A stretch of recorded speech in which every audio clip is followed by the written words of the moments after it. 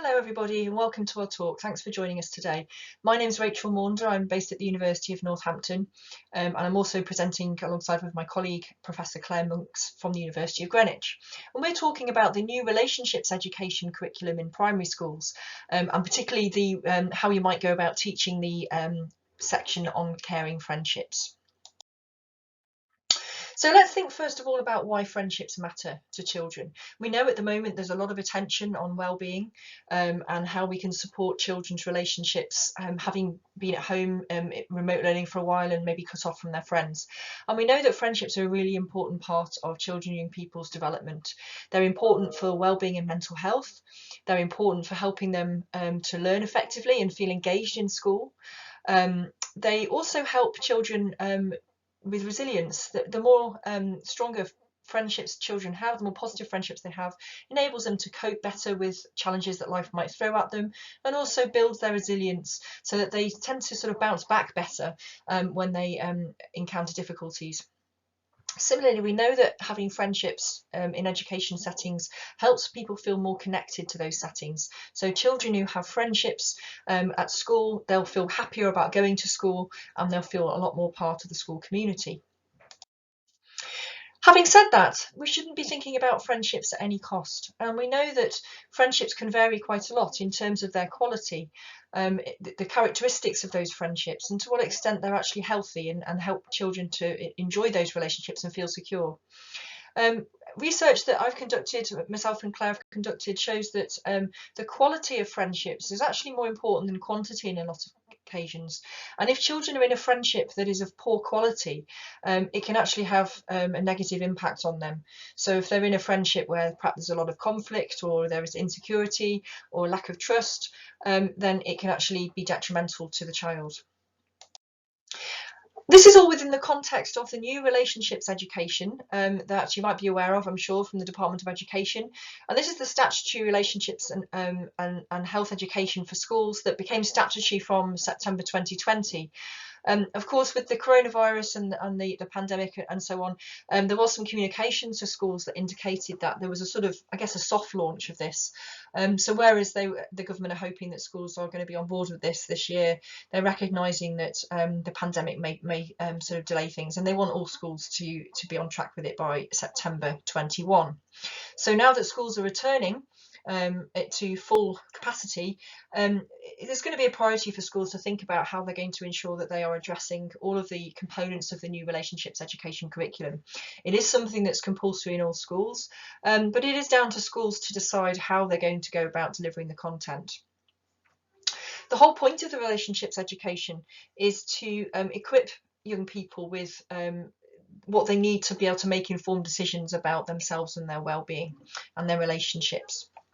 And you may be aware that the curriculum, I've just mapped out here the curriculum for the primary and secondary level in terms of the relationships education. And both at primary and secondary level, there is the requirement for schools to cover friendships. So sort of pay attention to the nature of those friendships. And particularly if you look at the detail around the primary curriculum, caring friendships, the focus here is giving children the skills they need to recognise healthy and unhealthy friendships, and identify when friendships are making them happy and circumstances where friendships may not actually be very healthy for them. Now, of course, the challenges for schools in actually addressing this new relationships education curriculum is that some of the topics that are on the curriculum can be quite challenging. Can be quite sensitive and difficult, and teachers and educational professionals are not necessarily don't necessarily feel prepared to teach these topics. There's also there may be a lack of support in the lack of additional resources that in terms of training and additional staff who may have expertise in those areas to be able to draw on, and knowing what children need and how to make sure that the material that's delivered and the way in which it's delivered is appropriate to the developmental stage of the young people. Similarly, although there are a lot of resources available for teaching relationships education and the topics that covered in the new curriculum, it's difficult to know what the quality of those and to what extent they're doing what they need to. And we're aware that teachers and educational professionals have been under an immense amount of pressure, not just recently, generally, but it's even more so recently. And having to plan, the time to plan some of this additional work is just going to add to that. So how can we help? Well, the research that Claire and I have been doing on children's friendships has led to us actually developing some resources that educational professionals can use to enable you to meet the requirements of the relationships education curriculum, particularly under the topic of caring friendships on the primary curriculum.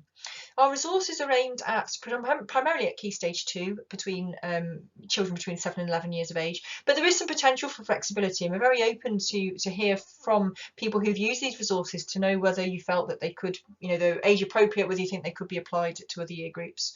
These resources are intended to be used on a whole class basis, but could also be used with smaller numbers of groups, maybe as a targeted intervention for children that you think need particular support. It can be universal as part of the relationships education curriculum, or could also be more targeted for individual need. These are intended to be off-the-shelf resources so that you don't need to do the planning, everything's there for you. The resources are based on a class of children, a hypothetical fictional class of children at Bankwell Primary School.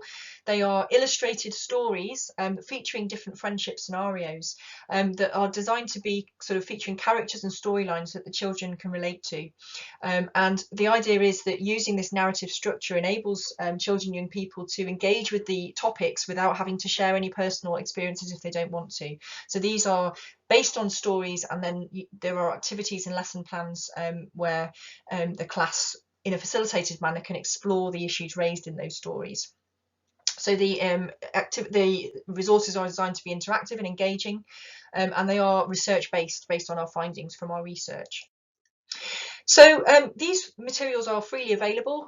We have just launched them, and we'd be really keen for people to try them out, download them and see how they work with your children and people that you work with. The resources contain materials for 2 sessions. So the first session is an introductory session where you meet the characters. It's focusing on setting ground rules and creating a conducive environment for talking about these topics. Session 2 focuses on a particular character called Tommy and looking at his experience of friendship, a close friendship changing over time. There is then an associated lesson plan to enable the class to explore those issues and consider how they may advise the characters to deal with the challenges they face. There's also some additional resources to help with further support for delivering those kinds of topics. If you'd like to access the resources, you can go to the web address here, navigate to the Teachers and Educational Professionals section, and there is a link under Find Out More where you can then fill in a bit of information and download those materials. We're currently seeking feedback from people about how they work, so I'd be really grateful for those of you that choose to access the resources to actually have a look through them, and you will be sent a link to provide some feedback to us. And there's different ways of giving us feedback, either just kind of looking at the resources and giving us some sort of off-the-cuff feedback based on your impressions of looking at them and seeing whether you think they'd work for you. It would also be great if you wanted to actually try them out with your students and give us some feedback about how it went. There's also we're also looking for schools to be more involved in the pilot, where we'd actually kind of collect some data from young people about their experiences too. So here's our contact details, myself and my colleague Claire, and I've put the link here again to the website if you'd like to go and download those resources. Like I said, they're freely available. You can try them out, and hopefully you'll be willing to share some thoughts on how effective they are and suitable to your context. Thank you very much for listening, and I hope you enjoy the rest of the workshop of those sessions that you're attending today. Thank you.